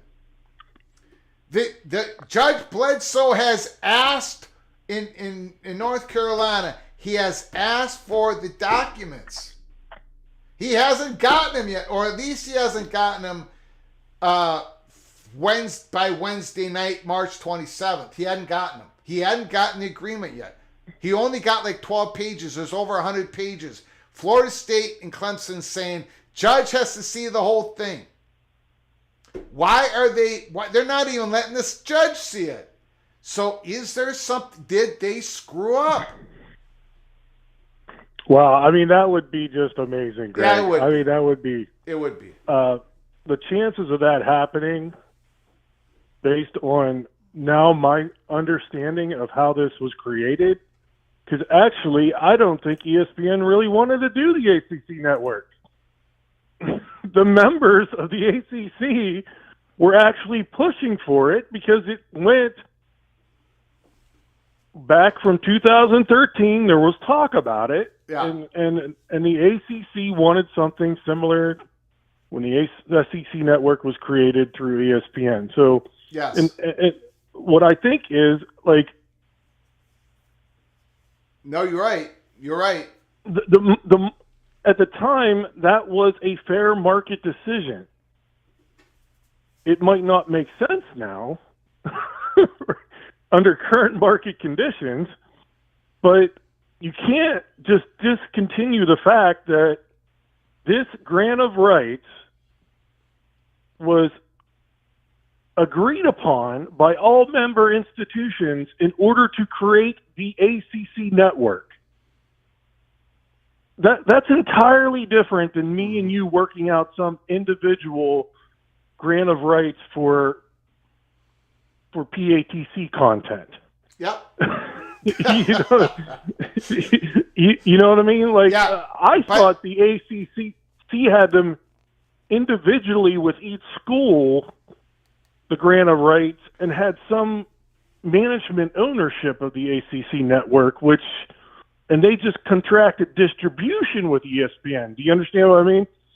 Yeah. But the grant of rights of all member institutions were actually a prerequisite in creating the ACC network, which yes. But again, now changes it legally. Now in you know.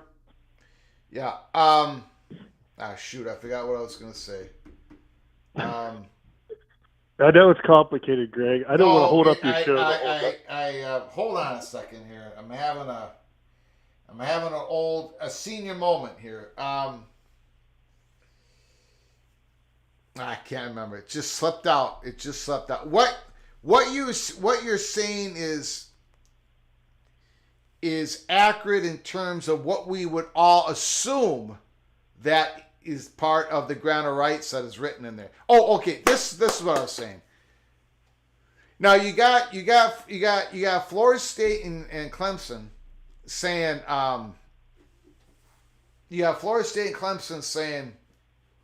yeah, there's plain language in there. Let it out.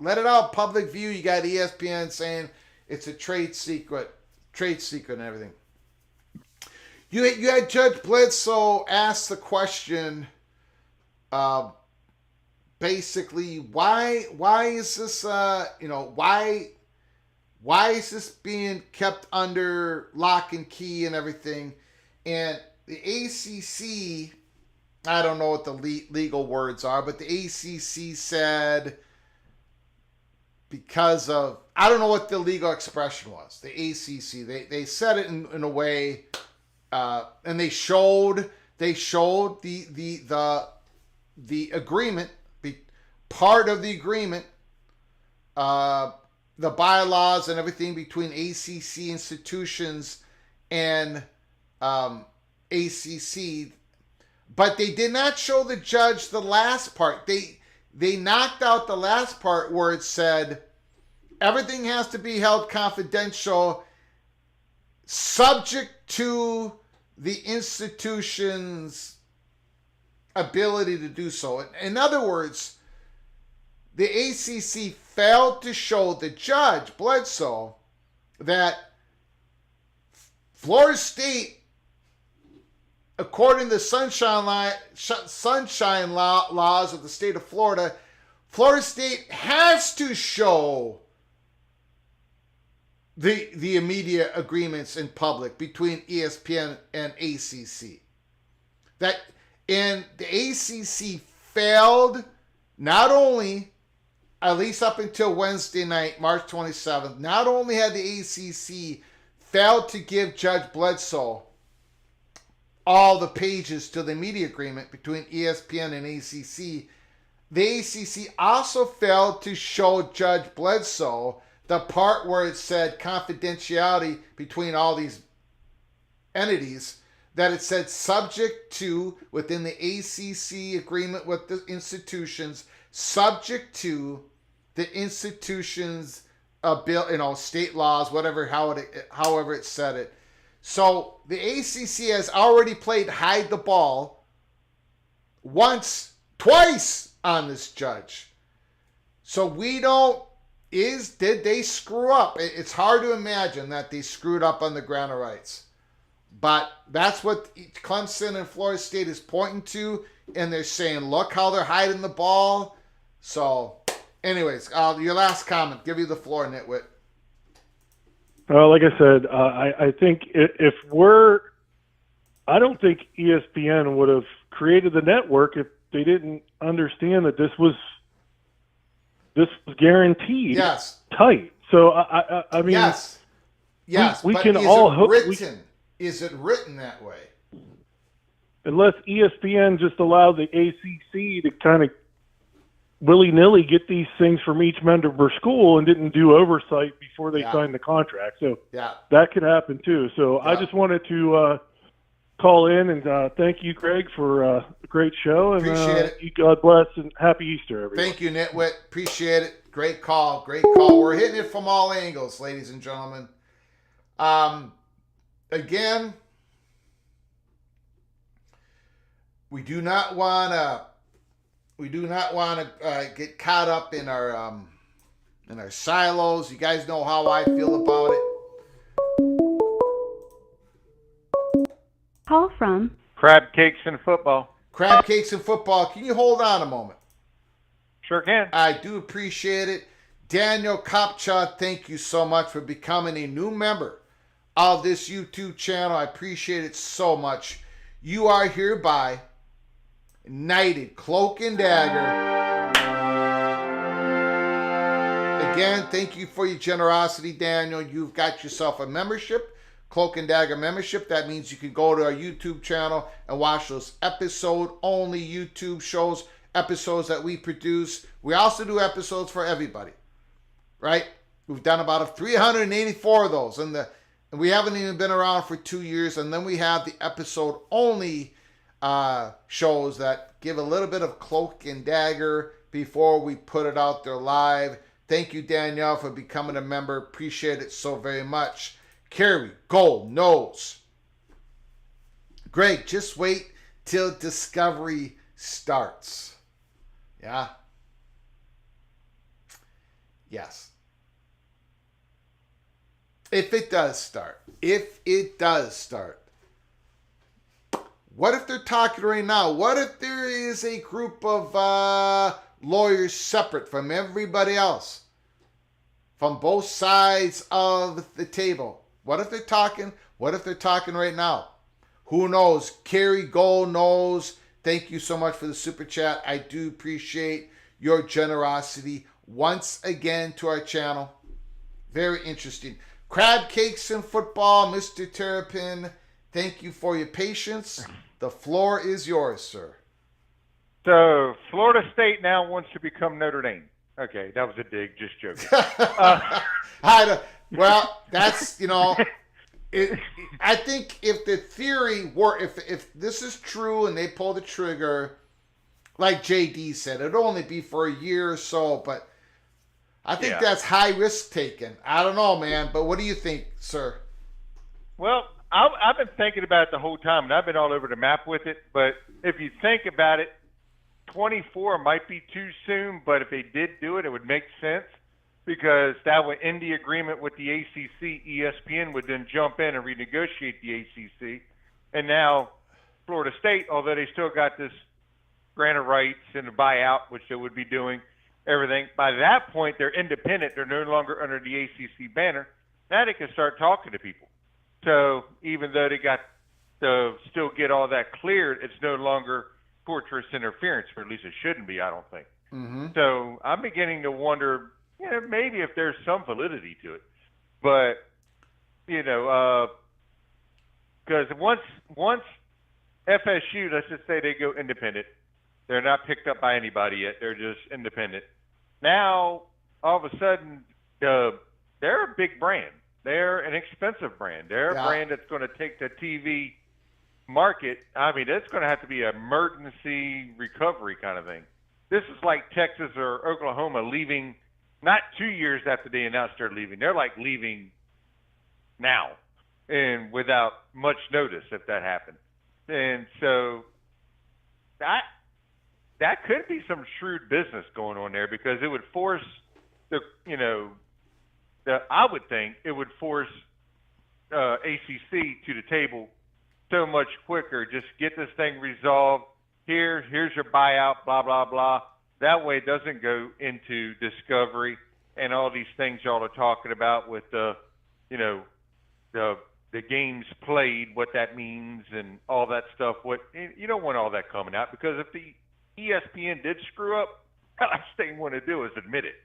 So, so this could be gamesmanship play, or it could be straight up. We're probably not going to make the playoffs this year because of this, and we're probably going to have a great team and put everybody on the spot. But at the same time, we're going to cut through all this red tape that was supposed to last years, and by 25 we're playing in and let the two conferences battle it out. I still think it's the big, although the SEC still scares me a little bit. But so that's where I think it is with that. And now, but the other question is, what do the Boston colleges, the Syracuse, the Virginia Techs, the Wake Forests do? Did it say, oh, we're willing to play you, never mind, you just blew up our conference and we're going to be taking less money because you left? Yeah. They're going to beg out of that. They're going to just, no, we're wiping our hands of this. So that's one side of it that I don't know if has been thought all the way through, unless they've got some kind of agreement with, shake hand agreement that's not mentioned anywhere with said teams. Hey, if this goes down, we're going to play you, right? Yes. Okay. But I think it's too late in the ball game for that because they've already got all these announced schedules. And, I mean, the Big Ten puts them out 2 to 4 years in advance. The SEC puts them out 2 to 4 years in advance. I mean, the one thing we've learned about the SEC is they're scared to play a ninth game. So, you've got they want the money before they play the ninth game is what I should say, but they're still scared. Let's just call it for what it is. And so the Big Ten, their slate's full, so there's not a lot of prime games for FSU to play right now if they were to wipe their hands clean in the ACC and could not keep those games. Mm-hmm. So I don't know. I mean, I heard what JD and a whole bunch of other people said, and there might be some gamesmanship, and I could see where they could actually pull that. But like you mentioned, you've got these things already in the court. Why would you want to do that to the judge? All you're going to do is make the judge mad. What could possibly be in your favor now is no longer in your favor because you're going off the deep end trying to force something that if you would have waited a couple of months probably would have been resolved anyway. Mm-hmm. So I don't know. But all righty, sir. And I'm going on a week's vacation, so next week you will not hear from me, but or at least you shouldn't hear from me. Okay. So, by the time I get back, everybody will have 24 teams. Notre Dame has done join. you know. Yeah, by the time you the get whole back, thing will be wrapped up. the Gophers will be joining the MAC conference. Yeah, the Gophers and the Terrapins will be playing in the national championship. You know, it's going to be the whole thing, right? Yeah, So, right. All right, right. man. Okay, Have sir. a good week. I'll talk to you another time. Appreciate it. All right. Bye. Great call by Mr. Terrapin. Appreciate it. Michigan State wins in overtime. They did it. Oh, my goodness. Oh, my God. Oh, my God. In overtime, 5-4, Michigan State advances. What about the Badgers? What's going on with Wisconsin Badgers? Congratulations. Congratulations to Anthony Carlson.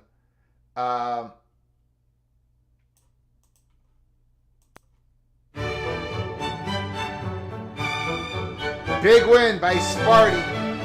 Best hockey team they've had in quite a while. Big Ten champions. Sparty escapes the first round. Matthew Carlson is a dancing.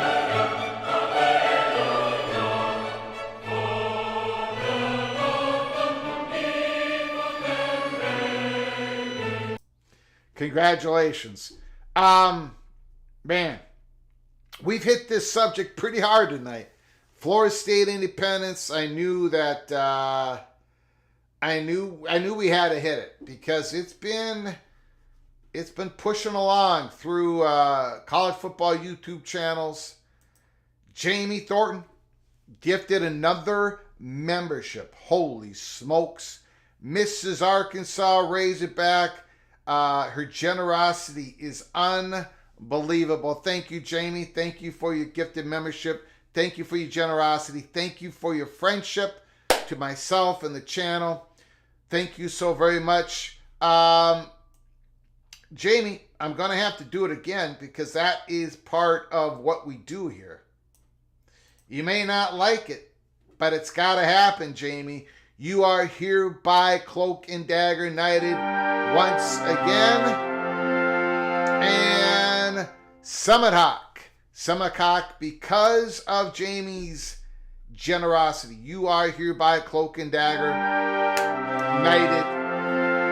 Summit Hawk, please, if you have the chance, say thank you to Jamie for her generosity. Thank you all so very much.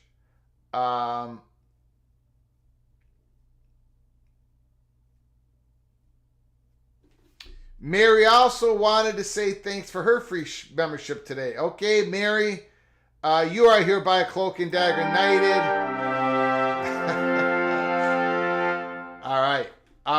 All right. Let's see. Have I missed anything else? Have I missed anything else that is going on? No, I don't think so. I do not think so. Okay, so this is the thing. We're going to wrap it up. We've been on the air for, I think, 2 hours tonight. Talking about the potentiality of Florida State going to independence to say that's it, we're done. I think it's an extreme long shot for 2025. I don't think it's possible for 2024. I think Florida State doesn't want to make any more noise at things that go. I think they like their position right now when it comes to the court cases. And I think if they did some of this stuff, I don't know. I don't think they're going to do it. Remember, the athletic director of Florida State said on November 1st, it's not a true option. We've showed that article. If it is an option now, if Florida State is actually willing to do this, to have their football program go to independence, what has changed from November 1st to today, March 29th? What has changed? We didn't really get an answer. I don't expect anybody to have an answer. Maybe a speculation. But I do not know what that answer is. This was the Athletic, November 1st. Mike Alford said it was not an option. But suddenly it is, according to this theory, according to rumors that are being spread around. And again, we had to talk about it here at Peek Around the Corner. That's we have to step out of my information silo, make sure I'm not missing anything. We had a fun discussion here on Friday, March 29th. Now, for the last 3 Saturdays, we have done a Saturday night is all right for PATC. I'm not going to promise a 4th one, but there could be a 4th one. There could be a 4th one. People have generally liked it. A lot of people have come on in. Late night, Saturday night is all right for PATC. We might do it. So keep your head on a swivel. That means that you have to subscribe to our channel. Open up your notifications. You got to do those 2 things because we can come on live at any time. We could be on at 11:30 tonight, just like we did a couple nights ago. So you got to keep your head on a swivel. We follow everything in college football. Everything. We cover it all. If we do a live show Saturday night, we're going to be doing a spotlight team. We're going to be talking about a certain team, what's going on right now in spring football, what they're going to be looking for in August and for the season. You're just going to have to watch to find out what that team is. We've done over 20 teams in a spotlight segment here live. We're letting it all marinate before we get out of spring football games and into the summer. So I do appreciate you all coming in. I appreciate the incredible generosity that was given. Carlson, Mr. Sparty, incredible generosity. Thanks to everybody. Everybody who did a gift membership, a super chat. Thank you so very, very much. The great comments in the chat. A lot of things going on here in the chat room. A community like no other. The way they talk about college football and everything else, they have fun every live show. So if you want to just join the chat and talk and put my northern Minnesota, not nice to listen to voice, if you just want to put me on mute and just spend time in the chat room, I think you'll have a fun time doing that. So thanks everybody in the chat. I appreciate it. And for the wonderful phone calls. Once again, JD, Mr. Seminole, everybody who called us tonight. Nitwit, thank you so much. Crab Cakes and Football, everybody who called. Thank you so very much for having this time together. Friday, March 29th. Until next time, which very well could be Saturday night is all right for PATC. Please, you all take great care of each other. Thank you so very much.